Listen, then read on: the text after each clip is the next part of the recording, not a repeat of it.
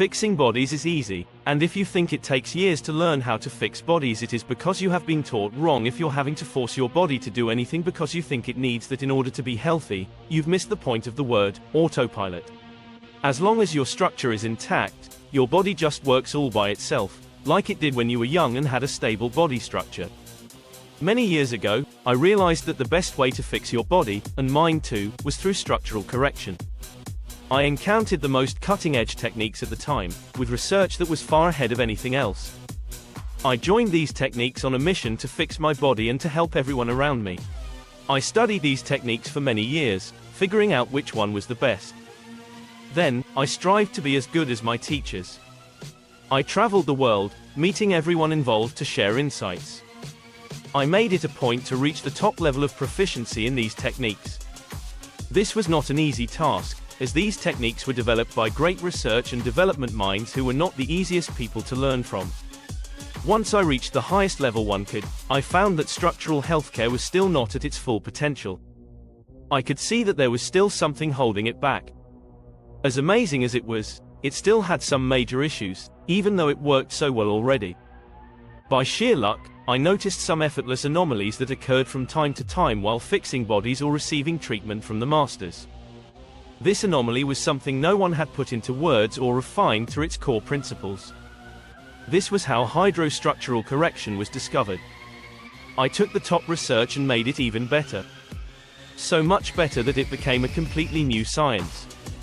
I, however, look at it differently. I ask myself, how can I fix the most difficult cases? How can I help the oldest bodies?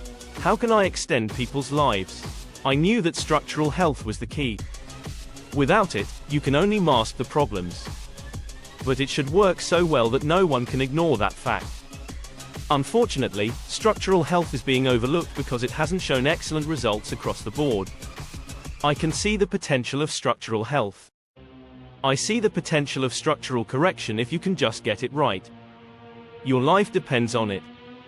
Nothing has a bigger impact on your health. Nothing could change and impact more lives than if we figured out how to expertly correct people's body structure problems. Essentially, this means correcting old injuries that caused people's bodies to collapse, which is the culprit for so much of the world's suffering that has gone unsolved. And it is, for the most part, being absolutely ignored. It's a shame, and it's no wonder people are ill and have no solutions. I recognize the immense potential in structural health. Interestingly, I'm likely one of the highest paid practitioners in structural correction globally. However, my motivation isn't financial gain. Unlike many practitioners who are in it for the money, I am driven by the potential of structural correction.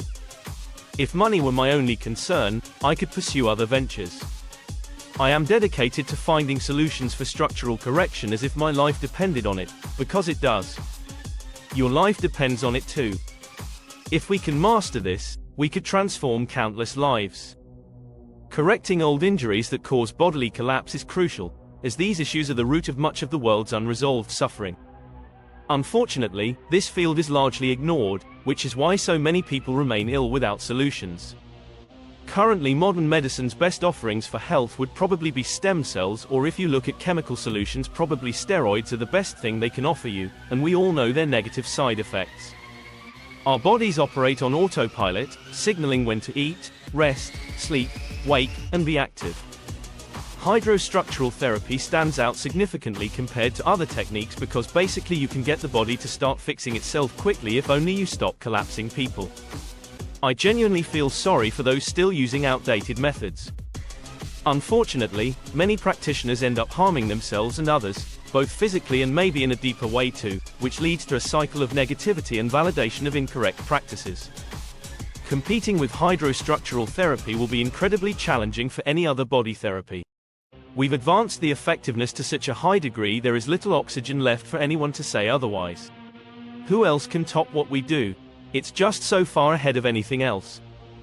It's simply too effective, and once people experience it, they won't want to try anything else. We are set to dominate the field because our approach is unparalleled. We are the best in this niche, with no close competitors. Hydrostructural therapy not only addresses symptomatic issues but also offers much more. The more this research catches on, it will at some point be recognized as being one of the most effective life extension technologies created so far. This discovery is transformative, highlighting the broader potential of structural healthcare. To create hydrostructural took decades. It required hands-on application engineering, and it looked at a broad range of traditional and modern manipulation research and their effects. What was discovered to make such a claim might seem far-fetched. How could it be that life extension technology was discovered as a result of this research? Surely this will seem impossible for a body therapy to make such a bold claim. We all thought genetic therapy was going to give us a magic pill to stop the aging process. What this research discovered is that it is impossible to fix a person's health without first fixing their overall body structure, because there was no other way to slow down the aging degenerative process, as this structural pressure wears your body out at an accelerated rate. There of course were a lot of failures that this research had to go through in order to uncover all the misconceptions that became more and more apparent as the research improved little by little. Each small improvement happened one by one. So in order to understand the journey that it took to get to this conclusion, we first had to identify the importance of the aquatic nature of the body that hydrostructural utilizes. This discovery was made by sheer luck, even though it seems very obvious because we pointed it out, but up until now it was always unaccounted for by previous theories involving manipulation techniques. No other technique had ever mentioned such an approach and researched the forces at play. So this was not a preconceived notion that the original research was aiming to explore. It was by chance that hydraulics were accounted for as playing a crucial role in developing this new field of biohydraulic science.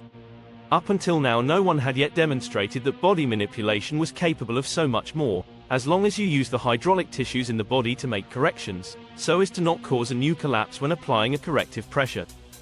You need to observe the subtle signs that indicate when everything you've tried has reached its limitations. Many things fail, and then something might work but fail most of the time. From that, you learn and try various ways to fix the things that work occasionally but keep failing. One significant mistake was fixed, not by me, but it was frustrating because that mistake had been preventing us from fully fixing bodies for many years. Once we finally resolved that issue, we could refine the entire process. Effectiveness is measured by how well we can fix the most challenging of cases, the oldest bodies, and the type C bodies, as they are giving us a more accurate demonstration of the effects. A more stable body will probably be able to do practically anything, and the results can be construed as having a good effect. Hydrostructural has proven that structural health is the key to fixing the worst of cases. Without it, you can only mask the problems in some way. In order to be noticed, it has to work so effectively that no one can ignore its benefits. However, structural health is often overlooked because it hasn't shown excellent results across the board. You need to observe the subtle signs that indicate when everything you've tried has reached its limitations. I measure success by how well I can fix the most challenging cases, the oldest bodies, and the type C bodies. It should work so effectively that no one can ignore its benefits.